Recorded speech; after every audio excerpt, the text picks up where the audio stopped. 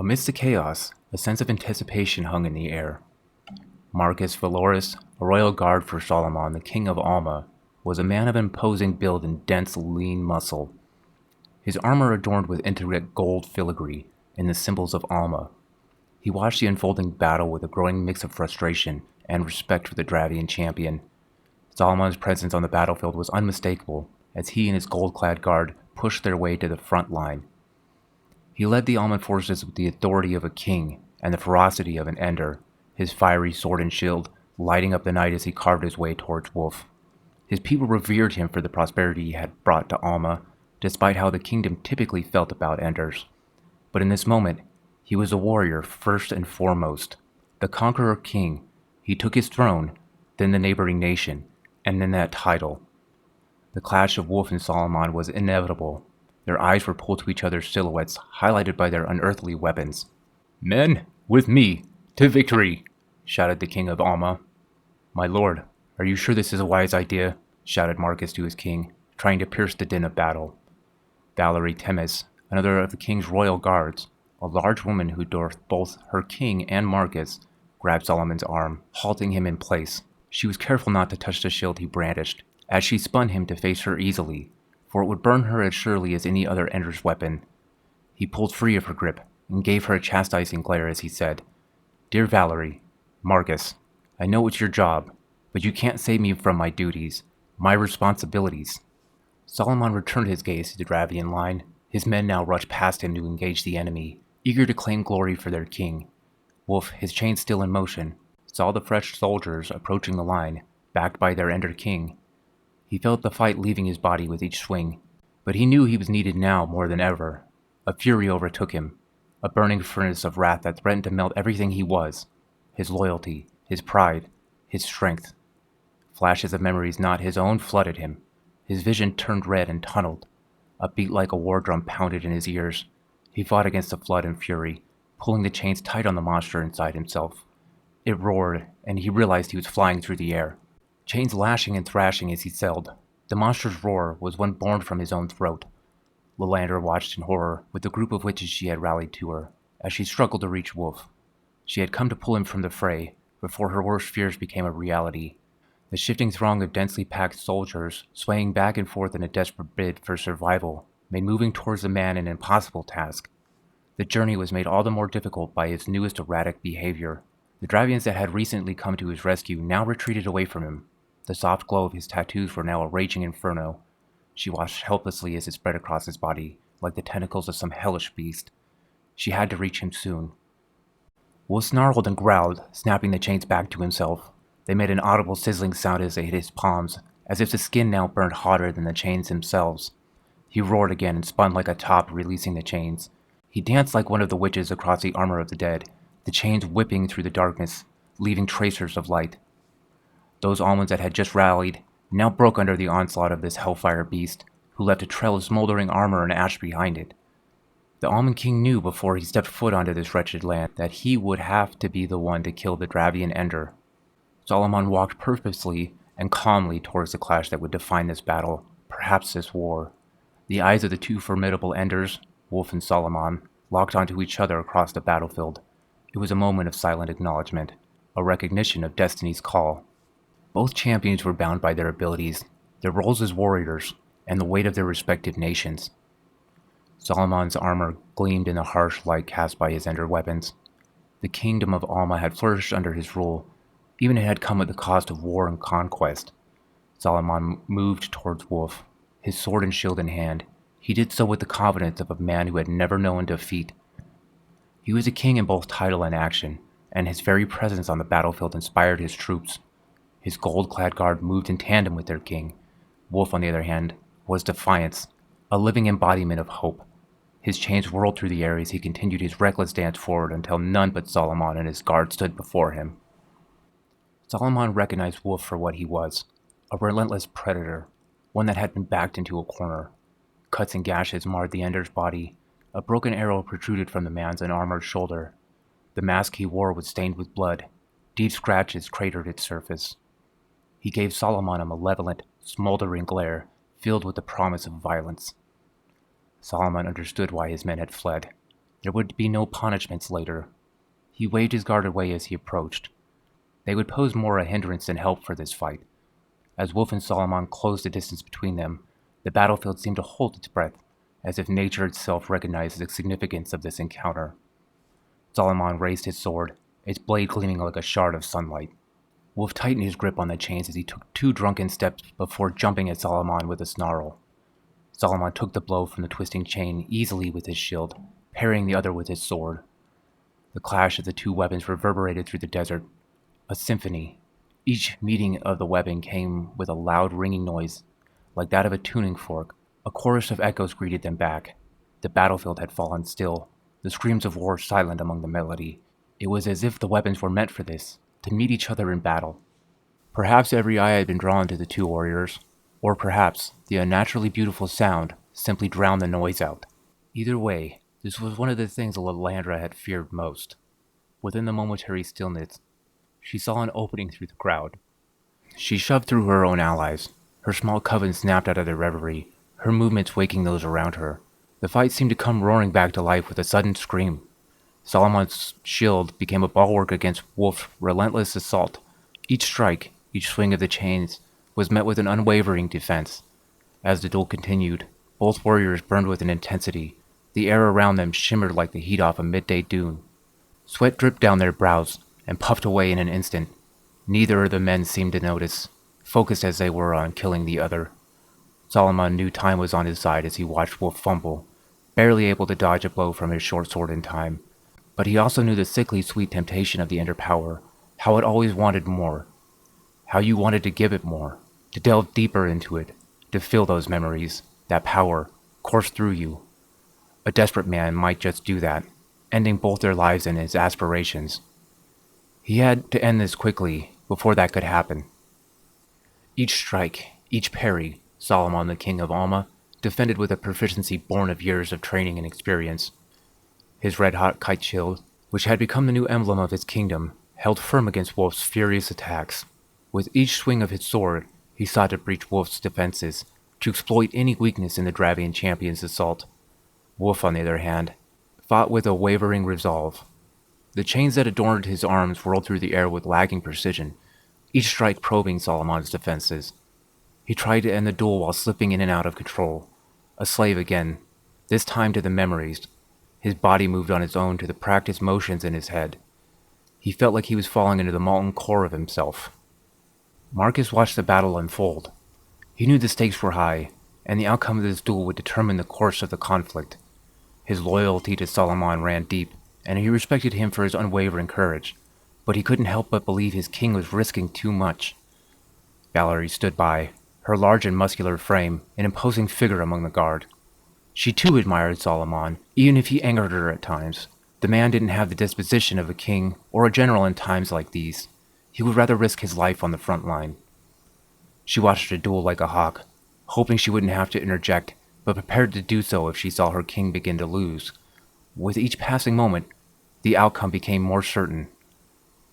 The battlefield was a cauldron of chaos and violence, Enderlight thrashing about like a wildfire. The sun had long since faded to shadows, but from across the battlefield, Wolf shone like it, his tattoo burning blindingly. The chains, spreading, seemed to pulse with anticipation. Wolf bashed against the shield trying to overpower Solomon. Solomon pulled himself behind it, putting his weight into it as he pushed forward with a roar. Wolf slapped the sand at the Almond King's feet with his chains, forcing Solomon back into a defensive position. He bounced on his heels a few steps back from Solomon. The chains fell limp to his sides as he stopped his dance of death. A brief moment of clarity had come to him, and he seized it. The Almond King watched Wolf, expecting a sudden return to battle. The burning chain-link tattoos couldn't hide the dried blood, sweat, and caked dirt that coated the champion's skin, nor could it hide his ragged breast. His arms hung limp at his side, shaking with exhaustion. If this was a trick, Solomon did not intend to fall for it. He waited patiently. Wolf, with a loud sigh, walked forward slowly, his legs unsteady. He gripped his chains in his hands again, tightly. Then he charged Solomon, swinging the chain in his right hand in a downward arc. Solomon blocked the chain easily with the shield in his left hand. Wolf swung the chain in his left hand horizontally. Solomon parried it with the sword, Then he spun the short sword, wrapping the chain around it. Solomon jabbed the tangled sword into the ground, pinning the chain. He didn't release the sword's handle as he lifted the shield, anticipating a strike. Wolf pulled on the chain, but it didn't budge under the weight of Solomon's sword. He thought to strike with his right hand, but he saw Solomon's shield raised, and he knew the strike would never reach him. So he charged instead, wrapping the chain around his arm as he ran. Solomon was surprised he would charge.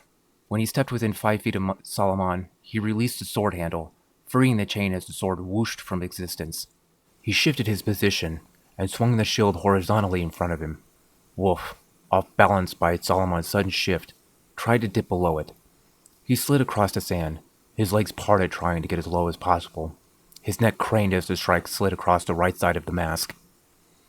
The leather strap snapped, and it fell off as the shield sliced off Wolf's right ear.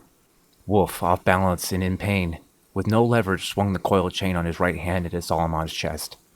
The swing had no power behind it, but it still made Solomon stumble backwards a step, melting a hole in his armor. Gritting, Solomon swung his right hand out at Wolf, and the short sword flashed back into it.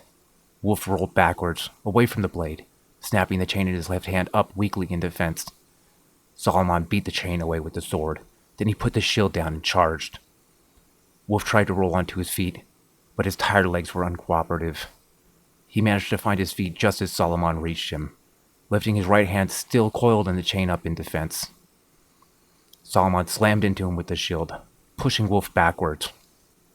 Wolf tried to push back with his right arm, as the superheated shield blistered the arm underneath the chains, but Solomon had too much weight and power behind the shield. Solomon lifted the sword in his right hand up, leveling it with Wolf's neck over the shield.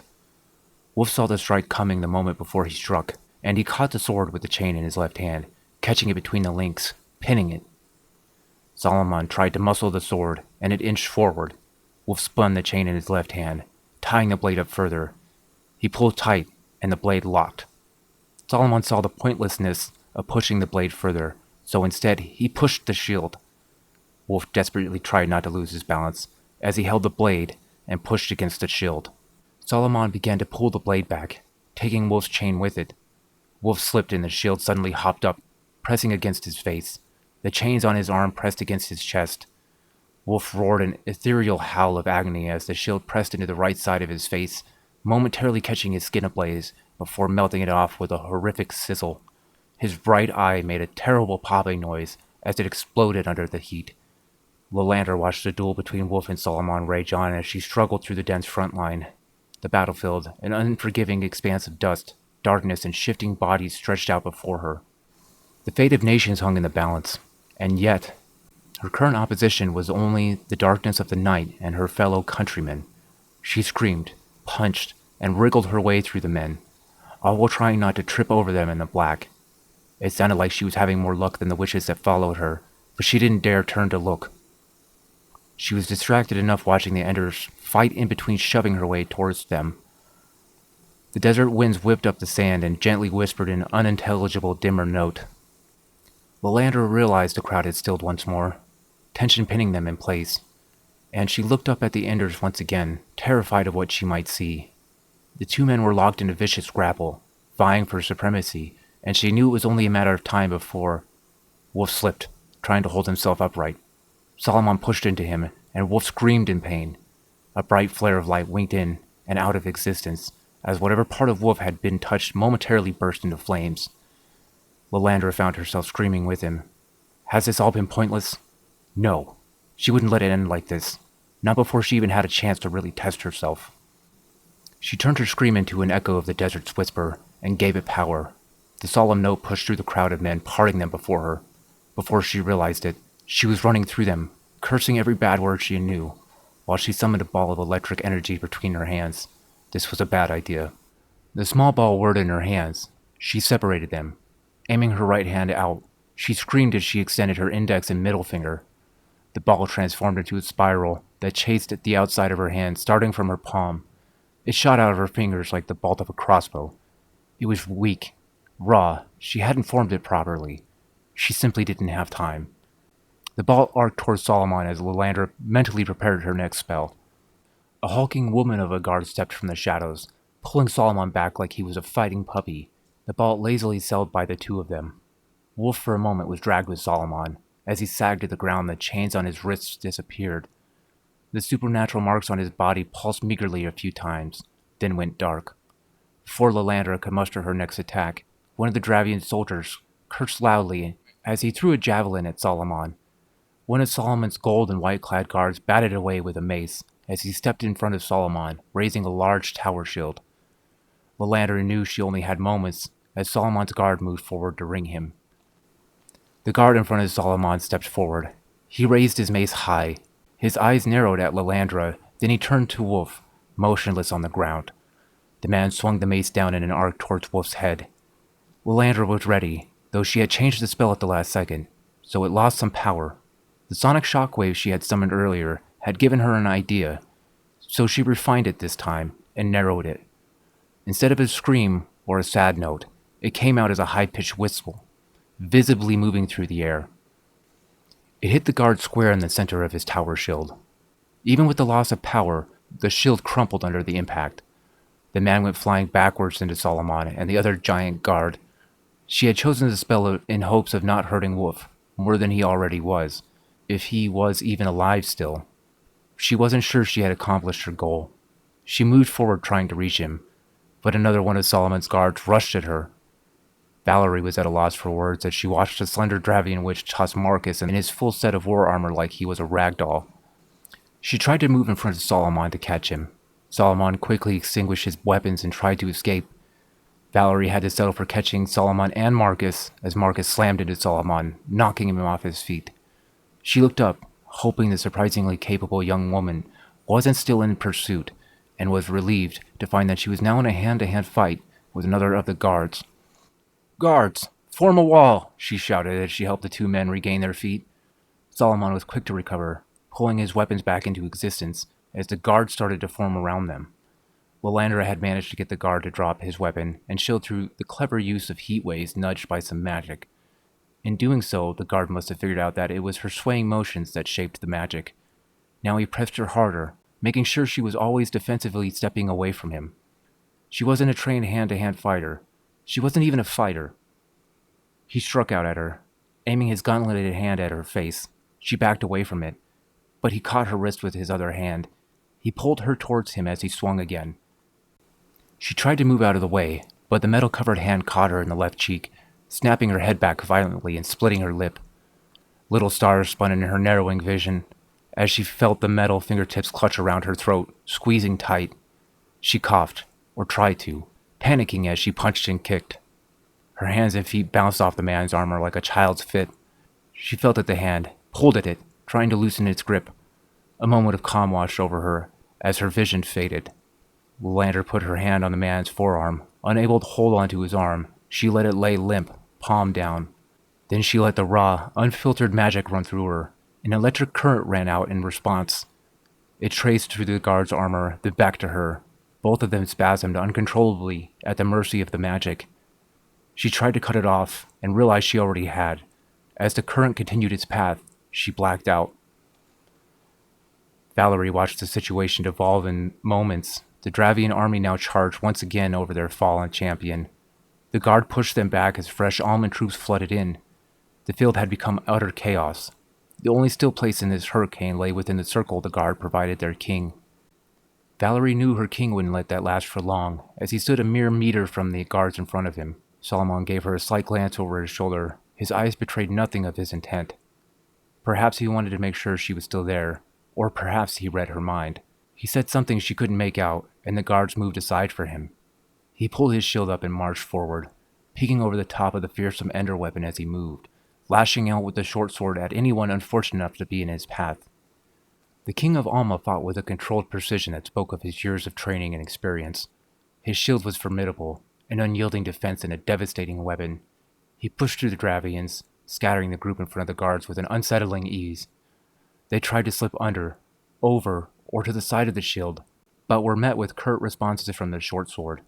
They tried to fall back, to find some room to breathe as almond soldiers poured over them. Lilandra awoke in a stupor, a ringing piercing in her ears. She sat on her knees. The guard she had been fighting slumped across from her. His hands still weakly clung onto her neck. She was surrounded by Dravian soldiers, some pushing past her and the guard. Others frantically tried to move out of the way, retreating. She slapped the guard's hand off her neck, and he let out a weak moan. She ignored him. She had bigger problems. She couldn't see Solomon or his guard from her hands and knees, but she knew he was close. The flashes of light and the smell of burning bodies gave away his presence. The screams of her countrymen gave a more precise location. She scanned the ground, hoping to find Wolf before he did. A hand grasped her shoulder, and she spun around, almost screaming in panic. It was one of the older witches she had talked into taking on this doomed mission. The woman was dressed in the royal red colors, signifying her as a capital witch. Her kind eyes looked Lolander up and down behind her veil. As she appraised her condition, she said in a creaky voice, My, girl, we've been looking for you everywhere." Lolander looked behind the older woman to see the makeshift coven she had formed. Marcus watched the battle in frustration as he stood behind the royal guards. The tiny Dravian witch had essentially made it pointless for him to be on the battlefield anymore.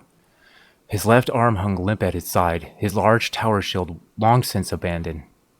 She had probably managed to crack a few of his ribs too.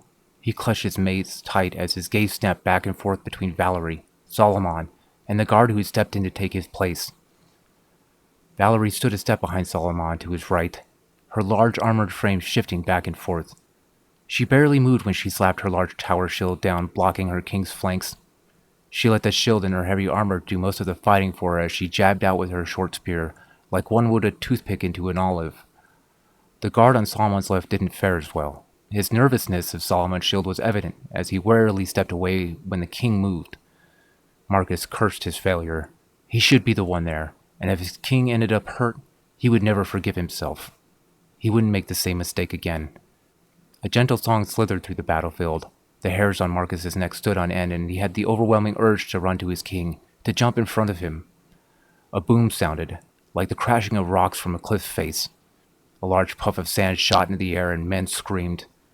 Marcus ran as fear made him give in to the urge. He ran toward his king, towards the screaming. A swirling whirlpool of sand greedily snatched at soldiers, Alman and Dravian alike. Men disappeared beneath its surface, devoured by the fine granules. Valerie sat anchored on the outside of it. She held Solomon up. His feet were being pulled towards the center. Valerie struggled against the current, but all she could do was manage to not be pulled in further. Marcus ran to them. He tried to reach them with his good arm, but had no leverage to pull them in. Valerie looked at him. She said nothing. The look of her eyes said it all. He snarled at her unspoken refusal. He dug himself into the sand with his good hand and his legs. He stretched out his ruined arm. She grabbed it without hesitation, pulling her massive frame and Solomon forward. His arm popped and cracked. The arm stretched weirdly, and he wondered if it would be ripped off as he faded in and out of consciousness. He barely registered it when she let go of his arm as she stepped from the sandy pit. Dravian horns sounded, marking their retreat. Solomon watched them run into the darkness. As his men moved to pursue, he motioned to Valerie. She nodded, gave Marcus a consoling pat on the back, then pulled a horn from the bag on her waist. She sounded it, giving the signal to retreat. Even if we didn't gain any ground today, Solomon thought, this was surely a victory.